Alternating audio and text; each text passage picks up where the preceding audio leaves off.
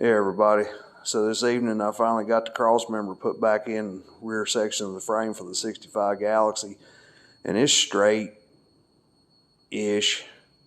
It looks a lot better than it did.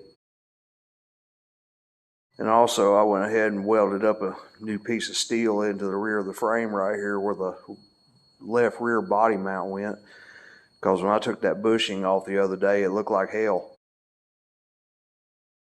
I'll probably have to do a little bit more adjusting on, a little tweaking here and there, but it's coming along pretty good. Hopefully I'll be able to maybe get this thing off to the sandblaster here in the next couple of weeks and start making that magic happen.